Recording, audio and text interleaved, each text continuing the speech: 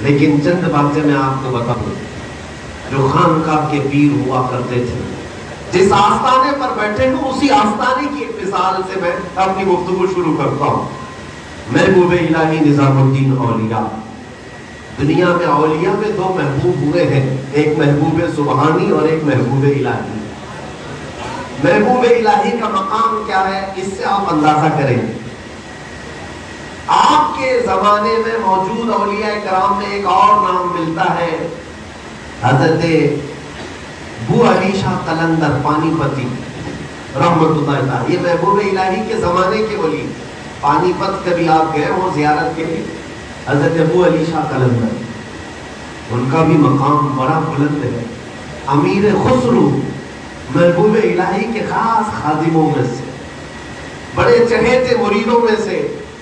ایک بار آپ کا گزر حضرت ابو علی شاہ قلندر کے پاس سے ہو رہا تھا، مغرب کے بعد ابو علی شاہ قلندر کی محفل لگتی تھی، یہ ہر ہفتے کی بات تھی، غالباً ہر جمعرات کو ان کی ایک محفل لگتی تھی مغرب سے عشاء کے بیچ میں۔ اس محفل کا سب سے بڑا خاصہ یہ تھا کہ حضرت ابو علی شاہ قلندر رحمۃ اللہ تعالی علیہ جتنے مریدین اس محفل میں آتے تھے، توجہ چاہتا ہوں، جتنے مریدین اس محفل میں آتے تھے جمعرات کے دن مغرب سے عشاء کے بیچ، جب محفل ختم ہوتی سب سے کہتے آنکھیں بند کر لو، سب آنکھیں بند کر دے، اور حضرت ابو علی شاہ قلندر سارے مریدین کو حضور پاک کا دیدار کرا دے۔ رسول کریم صلی اللہ علیہ وسلم کے دربار میں لے جاتے سیدھے، اور جو بھی محفل میں حاضر ہوتا رسول پاک کی زیارت کرتا ہے۔ یہ ہم نے سنا، امیر خسرو بھی گئے، مرید تو محبوب الہی کے گئے، محفل میں گئے، اور اس کے بعد بیٹھے تو حقیقت میں آنکھیں بند کرنے کے بعد بارگاہ رسالت کی حاضری نصیب ہوئی۔ لیکن جب اٹھ کر کے جانے لگے تو ہم اثر زمانہ تھا، ایک ہی زمانہ ہے، محبوب الہی کا بھی، ابو علی شاہ قلندر کا بھی۔ ابو علی شاہ قلندر نے کہا خسرو دیکھ ہماری محفل کہاں تک پہنچی ہے، رسول کریم صلی اللہ علیہ وسلم کے دربار تک ہم نے تم کو پہنچایا، وہاں بہت سارے اولیاء بھی تھے، بہت سارے لوگ بیٹھے ہوئے تھے، لیکن تیرے پیر کو بھی وہاں کہیں دیکھا ہے انہوں نے؟ رسول پاک کے دربار میں کہیں اپنے پیر کو بھی دیکھا؟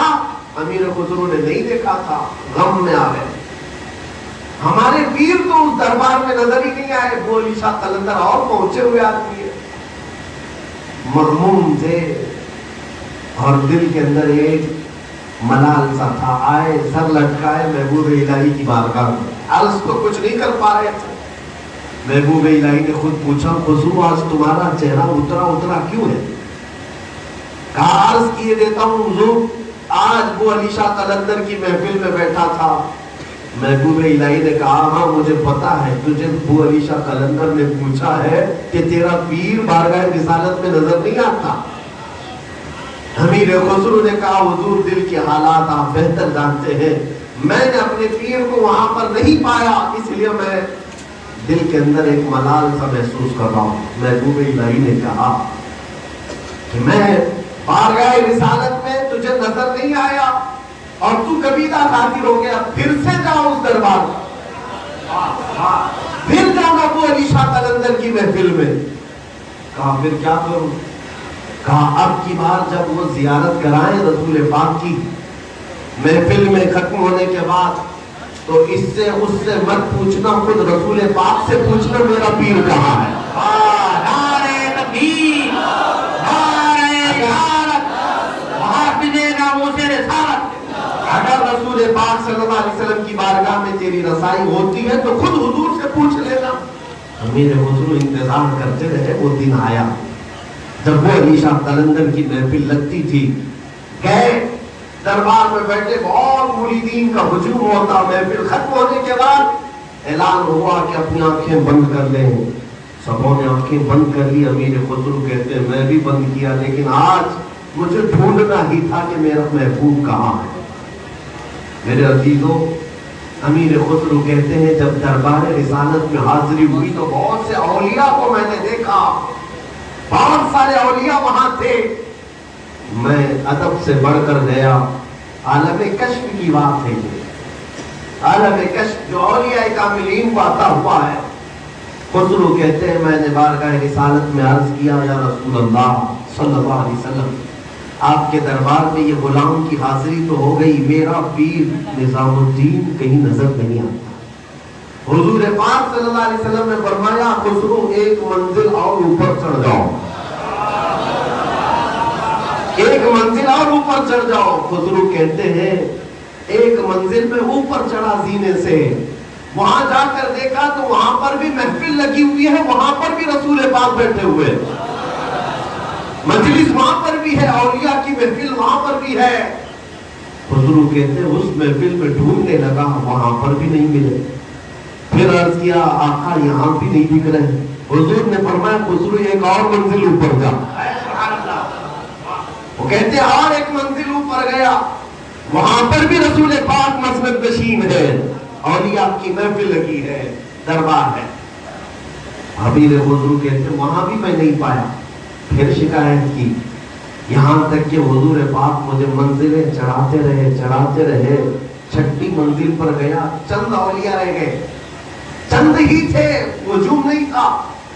میں نے وہاں پہ بھی کہا تو حضور نے فرمایا کہ اور ایک منزل چڑھ. جب 7ویں منزل پر میں چڑھ کر دیکھا رسول پاک صلی اللہ تعالی علیہ وسلم مسند نشین ہے, اور دائیں اور بائیں دو بزرگ ہیں, اور سامنے محبوب الہی بیٹھے ہوئے ہیں. 3 لوگ بیٹھے تھے.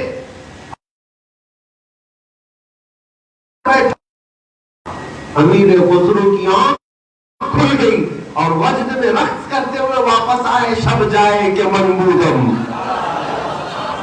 پکارتے ہوئے رقص کرتے ہوئے آئے کہ خدا خود میر محفل, میر مجلس بود اندر لامکا. یہ فارسی کے اشعار جو امیر خسرو کے لکھے ہوئے ہیں, میں پہلے سے کہہ رہا ہوں, میں مقرر آدمی نہیں, اشعار بھی یاد نہیں ہے.